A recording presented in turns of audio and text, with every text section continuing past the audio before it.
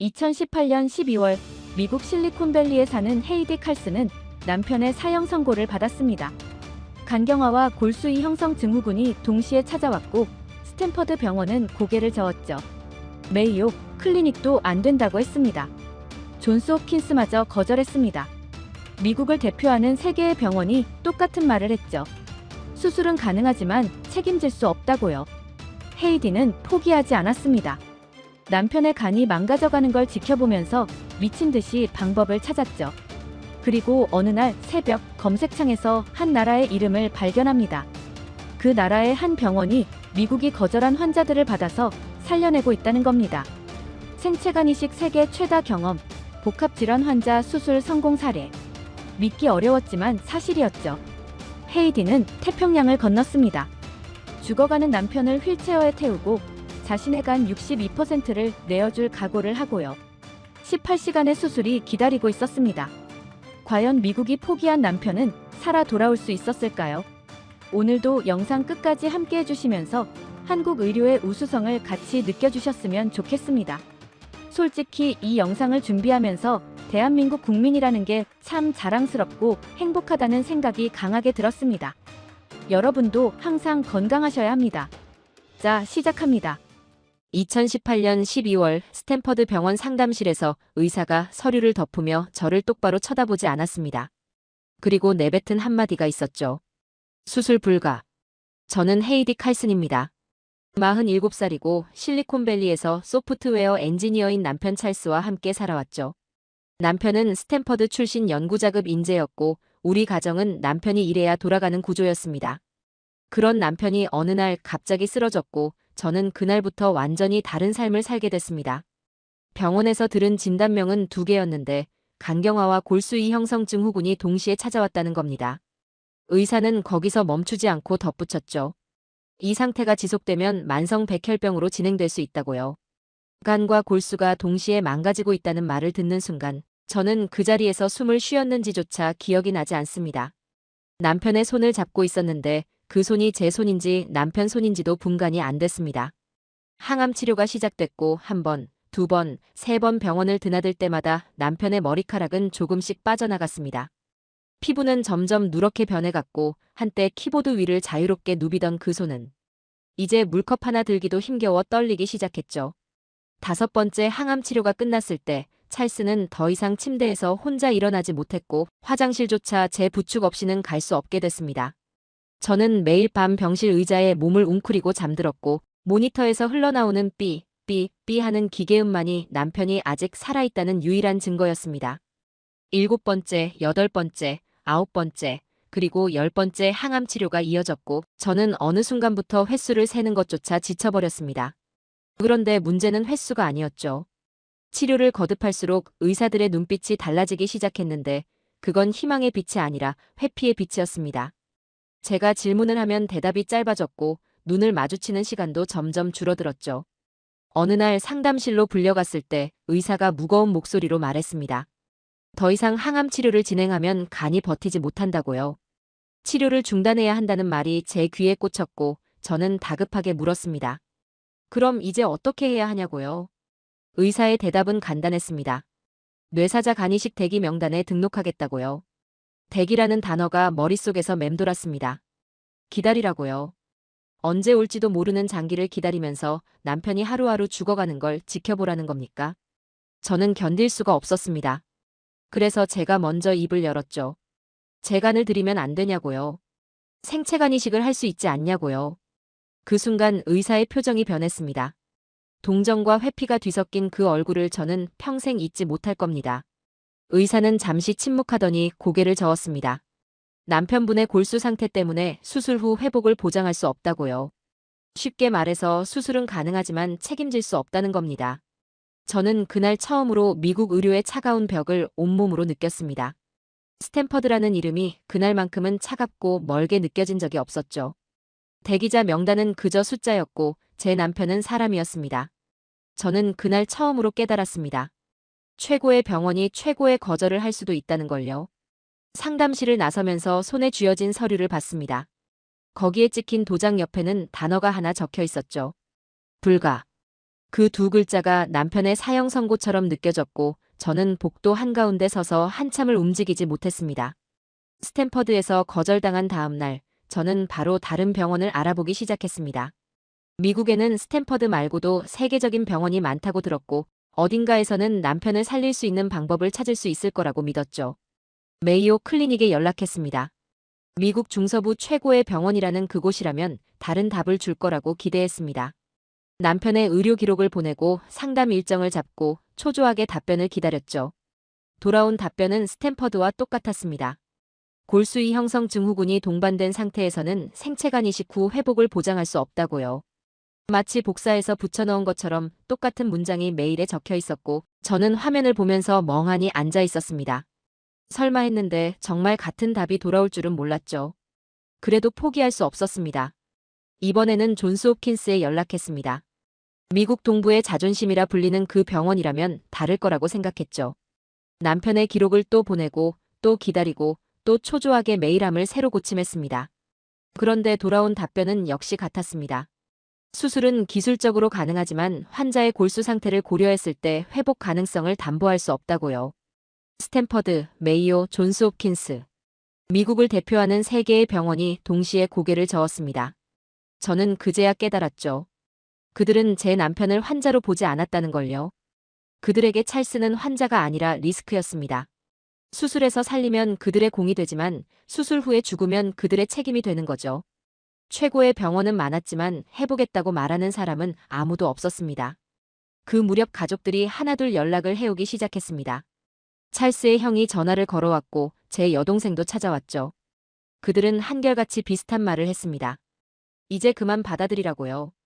남은 시간이라도 함께 보내는 게 낫지 않겠냐고요.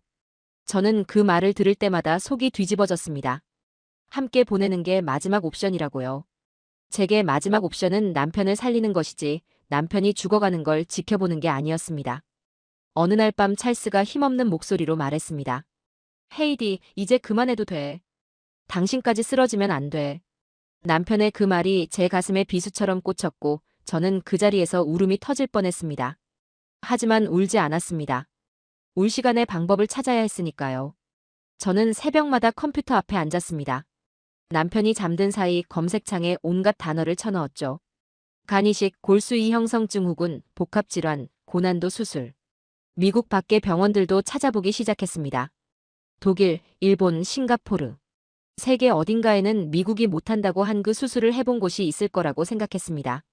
그러던 어느 날 새벽, 눈에 띄는 검색 결과가 하나 있었습니다. 한국이라는 단어가 계속 눈에 들어왔죠.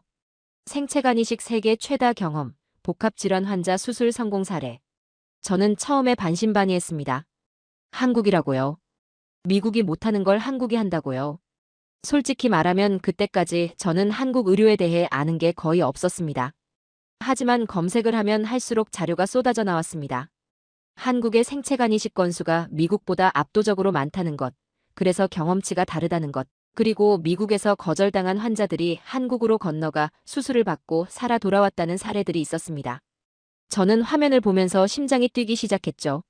미국이 답이 아니라면 답은 바깥에 있을 수도 있다는 생각이 처음으로 들었습니다. 그날 밤 저는 잠을 이루지 못했고 머릿속에서는 한국이라는 단어가 계속 맴돌았습니다. 며칠 뒤 스탠퍼드 병원에서 연락이 왔습니다. 한국계관 전문 교수가 저를 조용히 만나고 싶다고 하더군요. 저는 혹시나 하는 마음으로 병원을 찾아갔고 그분은 상담실이 아닌 복도 끝 작은 휴게실에서 저를 기다리고 있었습니다. 공식적인 자리가 아니라는 게 느껴졌죠.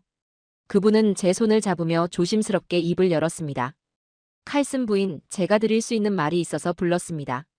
생체간 이식은 미국보다 한국이 훨씬 앞서 있습니다. 저는 그 말을 듣고 잠시 멈췄습니다. 미국 의사가 한국을 추천한다고요.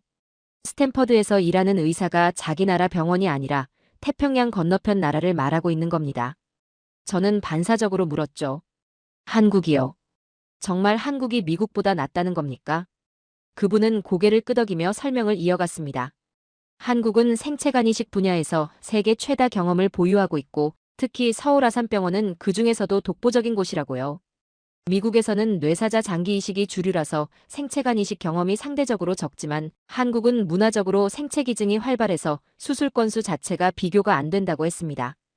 경험이 많다는 건 그만큼 어려운 케이스도 많이 다뤄봤다는 뜻이고 남편 같은 복합질환 환자도 수술한 사례가 있을 거라고요.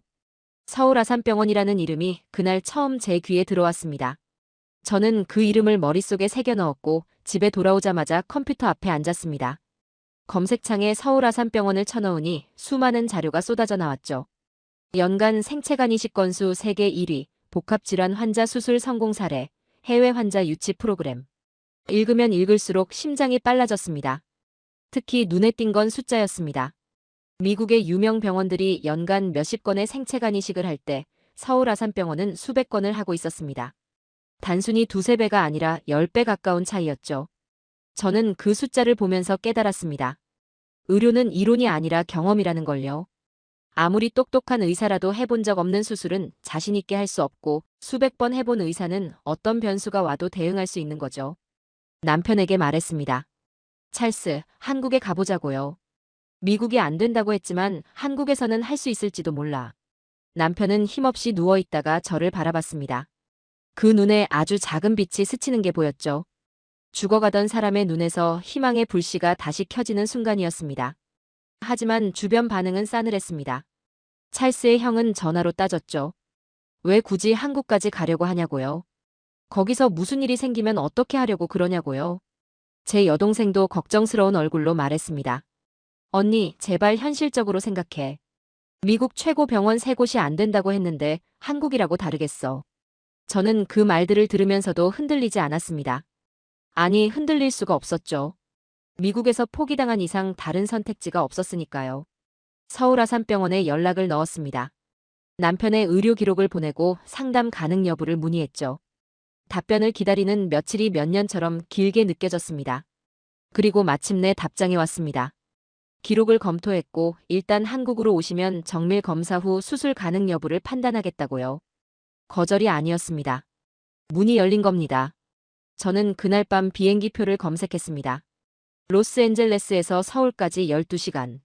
태평양은 멀었지만 죽음은 더 가까웠습니다. 결제 버튼 위에 손가락을 올려놓았을 때 손이 떨렸습니다. 이 버튼을 누르면 돌아올 수 있을까? 남편은 버텨줄까? 수술이 정말 가능할까? 온갖 생각이 머릿속을 스쳤지만 저는 눈을 감고 버튼을 눌렀습니다. 병원 이름 하나가 내 남편의 생명줄이 됐고 저는 그 줄을 놓지 않기로 했습니다.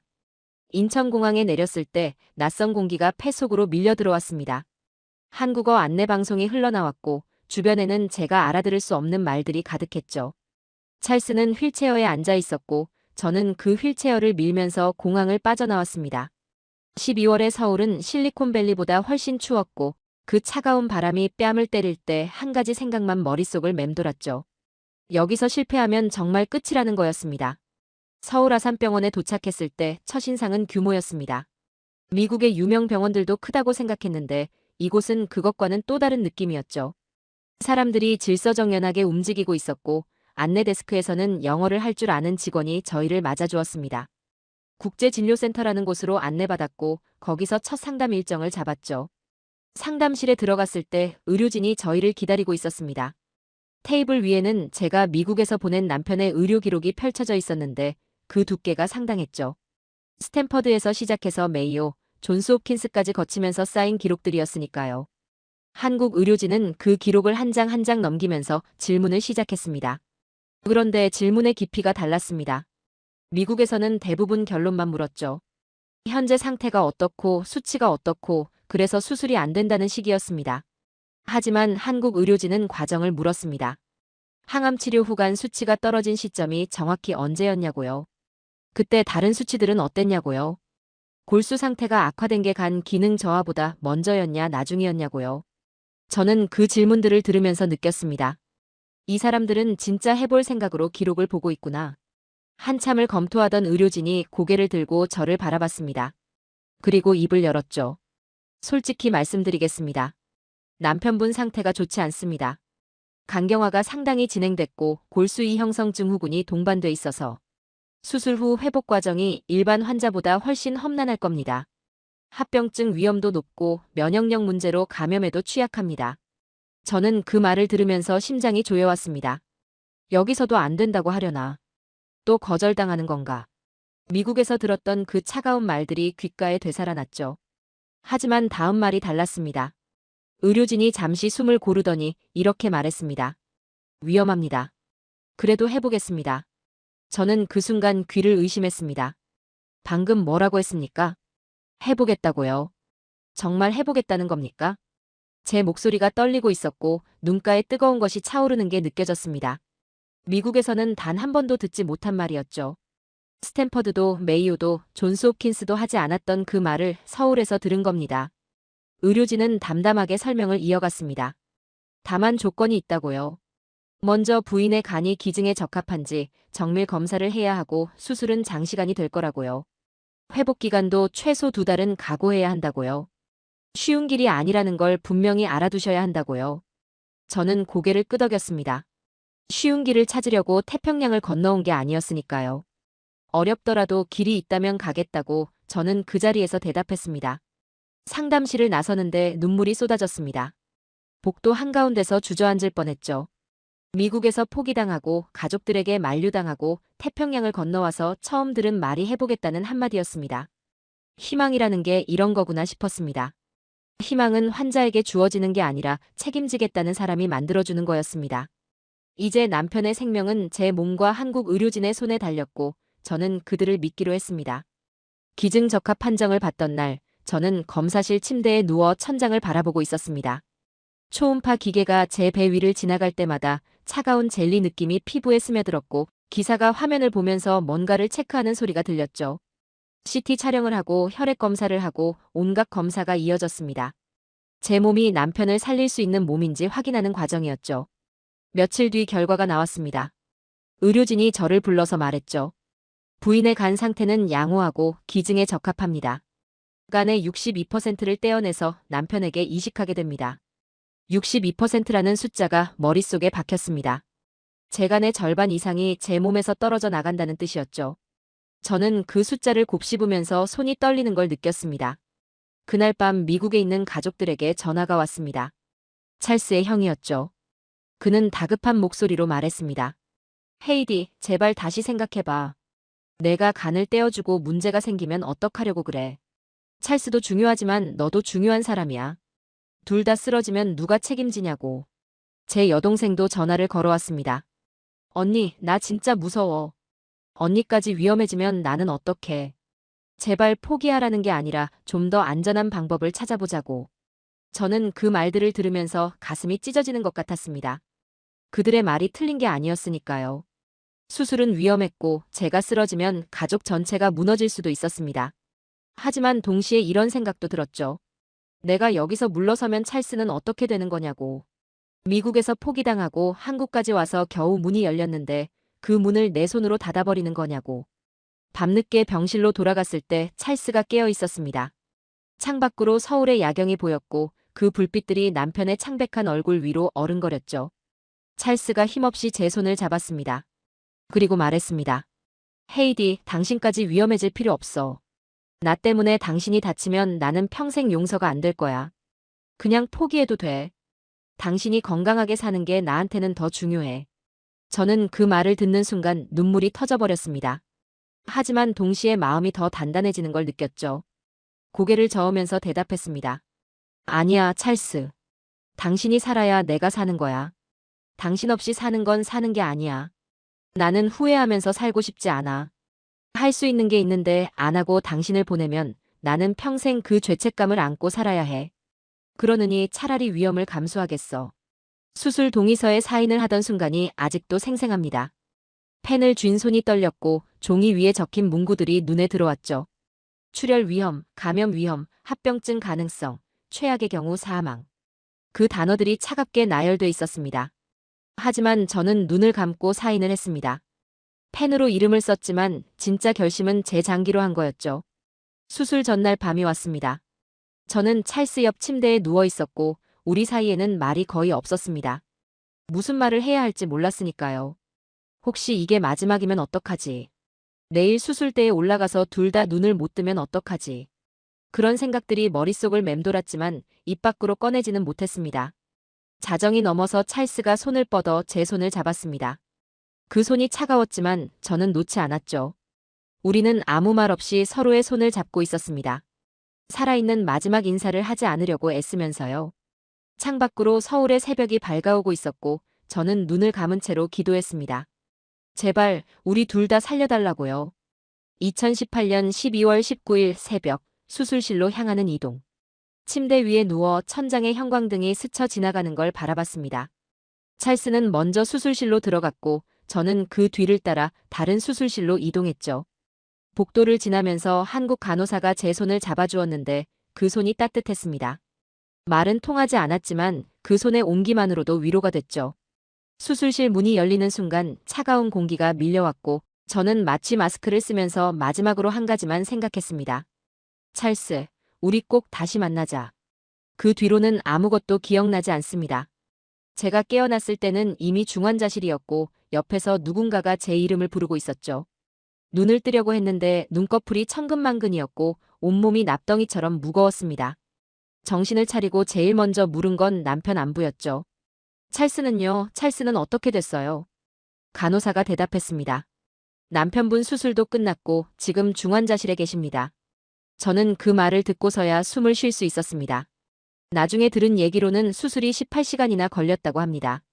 보통 생체간 이식이 10시간 정도 걸린다고 하는데 찰스의 경우는 상태가 워낙 안 좋아서 예상보다 훨씬 길어졌다고요. 중간에 출혈이 심해져서 긴급 수혈이 들어갔고 간 주변 유착이 심해서 떼어내는 데만 몇 시간이 걸렸다고 합니다. 한마디로 최악의 상황이 계속 이어진 거죠. 하지만 한국 의료진은 흔들리지 않았다고 합니다. 수술실 안에서 묵묵히 자기 할 일을 했고 위기가 올 때마다 침착하게 대응했다고요. 교대 인력이 투입되면서 18시간 동안 단 한순간도 집중력이 흐트러지지 않았다고 합니다. 저는 그 얘기를 들으면서 깨달았죠. 경험이 많다는 건 단순히 숫자가 아니라는 걸요. 경험은 속도를 만드는 게 아니라 침착함을 만드는 거였습니다. 수백 번 해본 사람들은 당황하지 않으니까. 실수하지 않으니까 살릴 수 있는 거였죠. 제가 수술받는 동안 대기실에서는 시간이 멈춰 있었다고 합니다. 병원에서 고용한 통역사가 저희 곁을 지켜주었는데 그분이 나중에 말해주셨죠. 6시간이 지나고 10시간이 지나고 14시간이 지나도 아무 소식이 없었다고요. 중간에 간호사가 한 번 나와서 지금 고비입니다 라고만 말하고 들어갔다고 합니다. 그 말 한마디에 대기실 공기가 얼어붙었다고요. 새벽이 되어서야 수술실 문이 열렸습니다. 의료진이 나와서 말했죠. 끝났습니다. 두 분 다 수술은 성공적으로 마쳤습니다. 그 짧은 문장이 18시간의 지옥을 끝내는 마침표였습니다. 통역사가 그 말을 전해주었을 때 저는 이미 중환자실 침대 위에 있었지만 나중에 그 순간을 전해 듣고 눈물이 났습니다. 하지만 의료진은 덧붙였습니다. 수술은 끝났지만 이제부터가 진짜 시작이라고요. 남편분은 골수 상태 때문에 면역력이 약해서 감염 위험이 높고 회복 과정이 순탄치 않을 거라고요. 중환자실에서 상태를 지켜보면서 고비를 하나씩 넘겨야 한다고요. 저는 그 말을 들으면서 현실을 직시했습니다. 살았다고 안심할 때가 아니었죠. 진짜 전쟁은 이제부터였습니다. 중환자실 천장을 바라보면서 생각했습니다. 미국이 포기한 수술이 서울에서 진행됐고 18시간 동안 한국 의료진은 제 남편을 포기하지 않았습니다.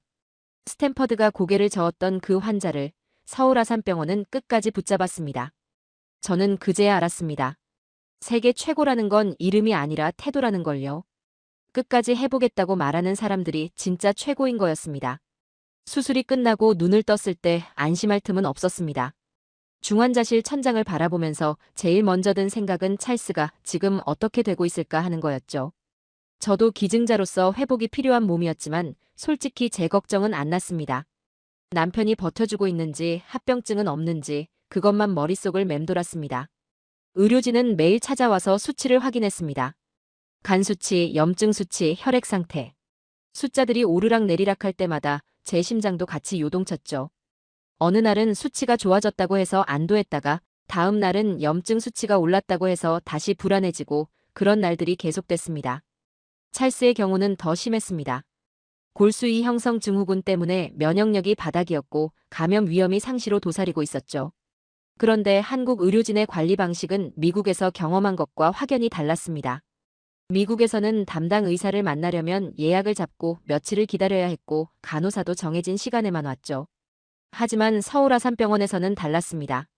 의료진이 수시로 병실을 들여다봤고 조금이라도 이상 징후가 보이면 바로 대응했습니다. 새벽 3시에도 간호사가 들어와서 수치를 확인했고 아침이면 담당 교수가 직접 회진을 돌았죠. 저는 그 모습을 보면서 느꼈습니다. 이게 경험에서 나오는 시스템이구나. 수천 건의 수술을 하면서 쌓아온 노하우가 이런 식으로 환자를 지키는 거구나. 수술 후 일주일쯤 됐을 때 위기가 찾아왔습니다.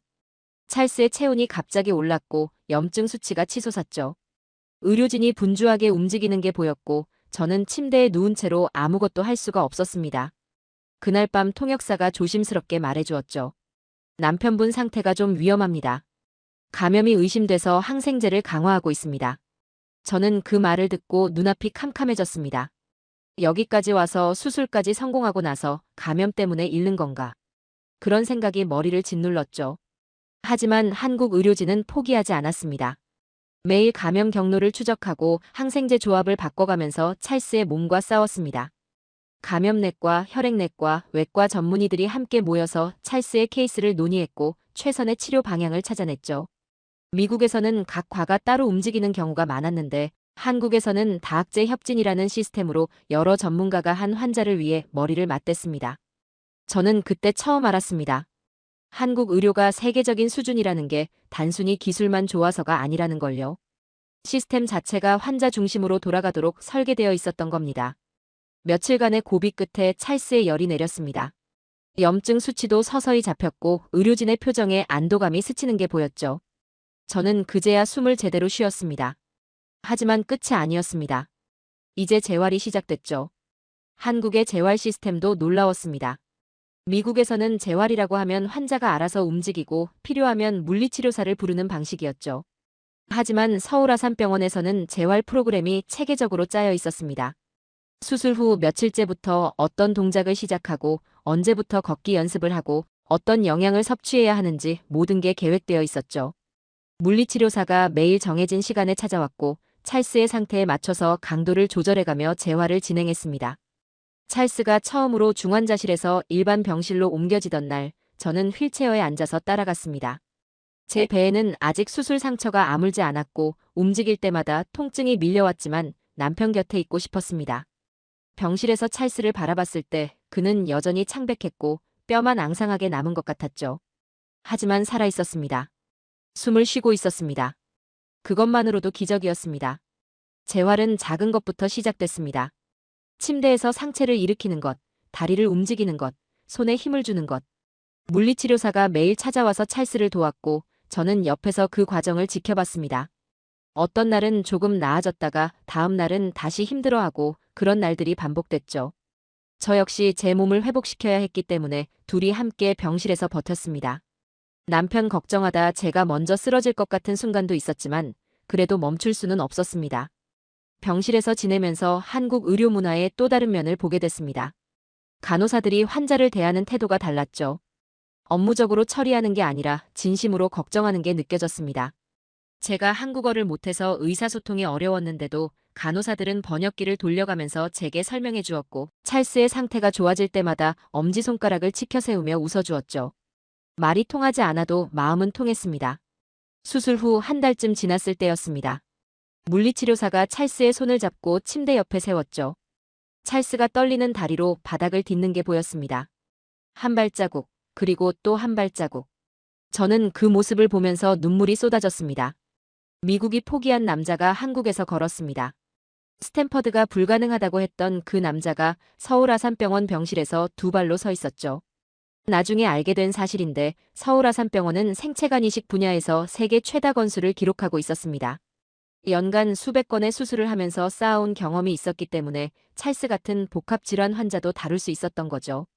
미국 병원들이 거절한 이유가 경험 부족이었다는 걸 그제야 이해했습니다. 그들은 해본 적이 없으니까 자신이 없었던 거고 한국은 수없이 해봤으니까 해보겠다고 말할 수 있었던 겁니다. 기적은 큰 사건이 아니라 매일의 작은 수치에서 왔고 한국 의료진은 그 수치 하나하나를 포기하지 않고 붙잡아준 거였습니다. 대한민국 의료가 세계 최고라는 말이 빈말이 아니라는 걸 저는 남편의 회복 과정을 지켜보면서 온몸으로 느꼈습니다. 2달간의 회복 기간이 끝나고 귀국을 준비하던 날, 저는 서울 아산병원 복도를 천천히 걸으면서 지난 시간들을 떠올렸습니다. 처음 이 복도를 지나갔을 때는 휠체어에 앉은 남편을 밀면서 두려움에 떨고 있었죠. 여기서 실패하면 끝이라는 생각뿐이었습니다. 그런데 지금은 달랐습니다. 찰스는 제 옆에서 2발로 걷고 있었고 저도 수술 상처가 거의 아문 상태였죠. 같은 복도였지만 완전히 다른 사람들이 걷고 있었습니다. 복도 창문으로 서울의 겨울 햇살이 들어왔습니다. 그 빛이 찰스의 얼굴 위로 떨어지는 걸 바라보면서 생각했죠.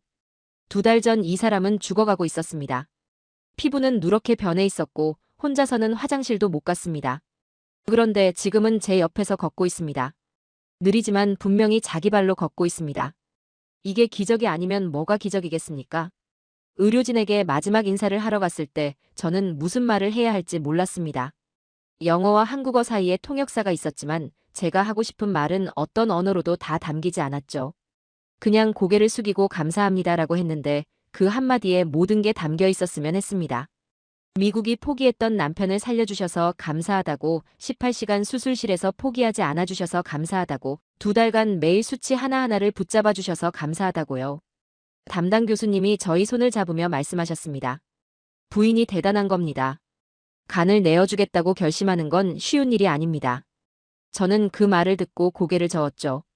제가 대단한 게 아니라 선생님들이 해보겠다고 했으니까 저도 할 수 있었던 거라고요. 미국에서는 아무도 해보겠다고 하지 않았으니까요.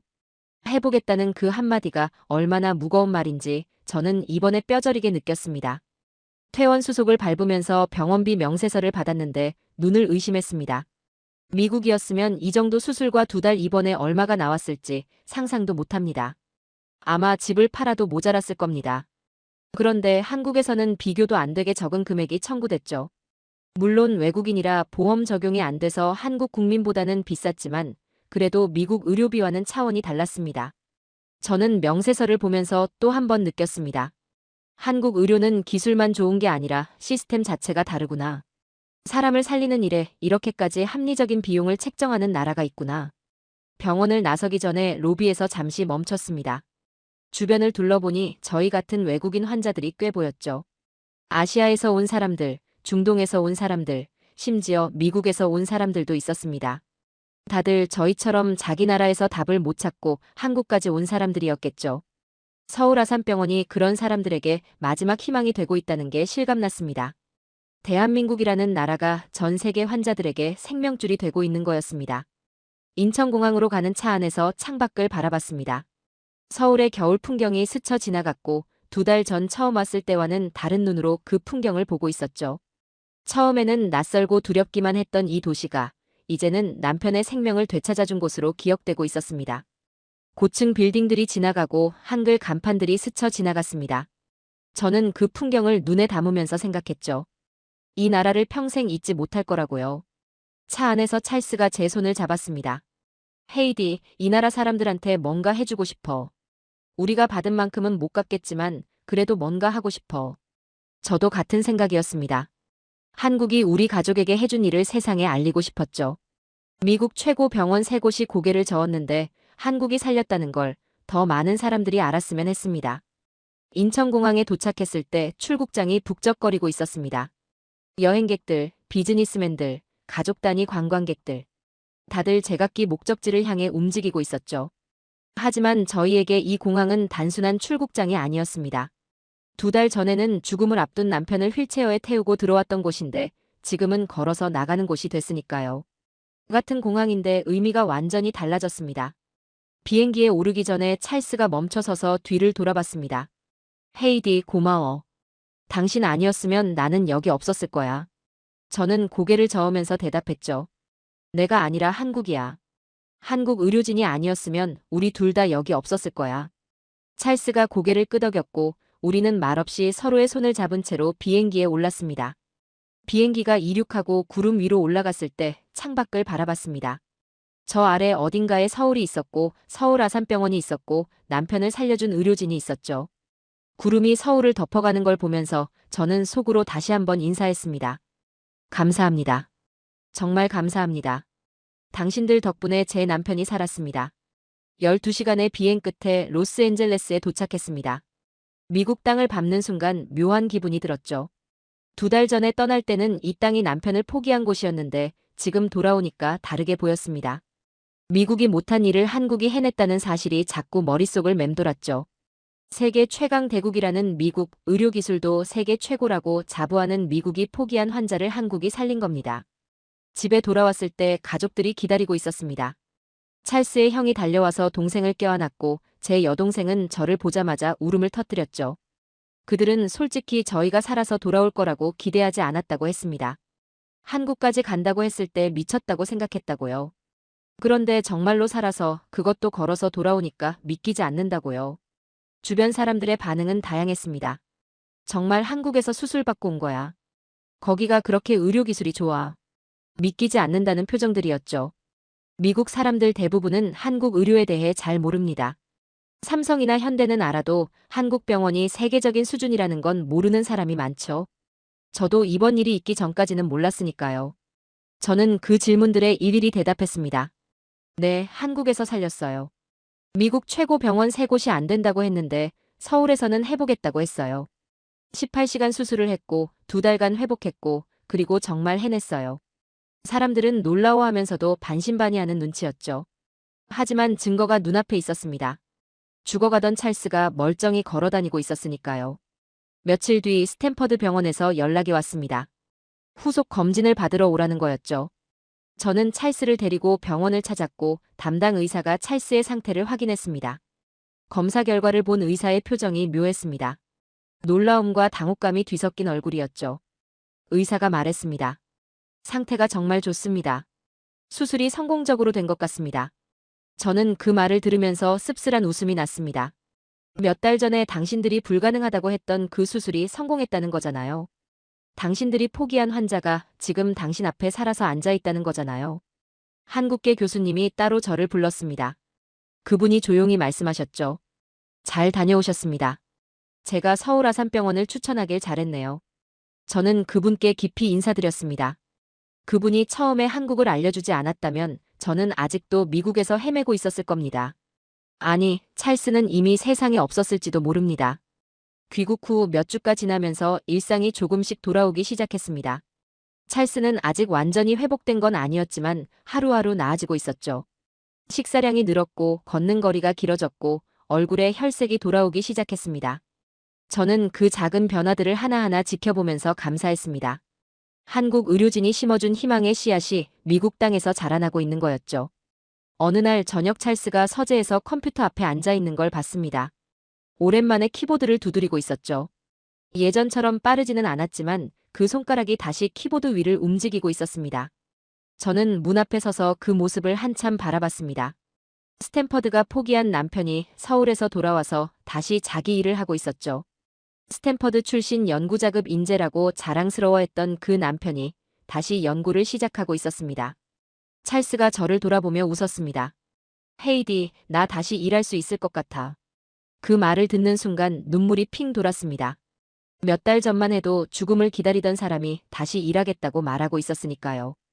그게 진짜 기적이었습니다. 수술이 기적이 아니라 일상으로 돌아오는 것이 기적이었습니다. 저는 이제 세계 최고라는 말을 다르게 듣습니다. 예전에는 그냥 기술이 좋으면 최고인 줄 알았죠. 장비가 좋고 시설이 좋고 의사가 유명하면 최고라고 생각했습니다.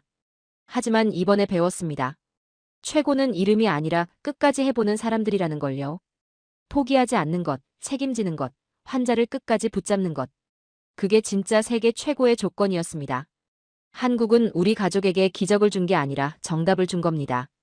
의료란 무엇인가에 대한 정답을요. 환자가 어렵다고 포기하는 게 의료가 아니라 어렵더라도 해보겠다고 나서는 게 의료라는 걸 한국에서 배웠습니다.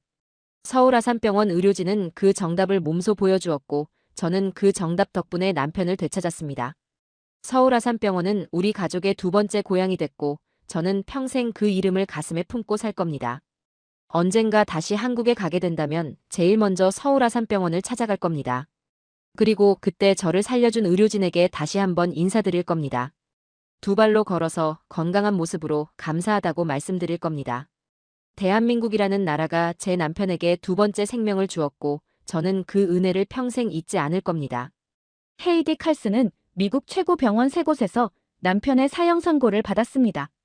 스탠퍼드, 메이오, 존스 홉킨스 모두 고개를 저었죠. 하지만 태평양 건너 서울에서는 달랐습니다. 서울 아산병원 의료진은 위험하다는 걸 알면서도 해보겠다고 했고 18시간의 수술 끝에 정말로 해냈습니다. 미국이 포기한 환자를 한국이 살린 겁니다. 대한민국 의료는 이미 세계가 찾아오는 수준에 도달했습니다. 생체간 이식 분야에서는 세계 최다 경험을 보유하고 있고 포기하지 않는 의료 문화가 수많은 생명을 살려내고 있죠. 이건 자랑이 아니라 사실입니다. 이 영상을 만들면서 저도 새삼 느꼈습니다. 우리나라 의료진이 정말 자랑스럽다는 걸요. 묵묵히 환자 곁을 지키면서 끝까지 포기하지 않는 그 모습이야말로 진짜 세계 최고 아닐까요? 오늘도 병원에서 밤새 환자를 살리고 계실 모든 의료진분들께 감사드립니다. 여러분도 건강하게 소중한 사람들 곁에서 오래오래 함께 하시길 바랍니다. 시청해주셔서 감사합니다.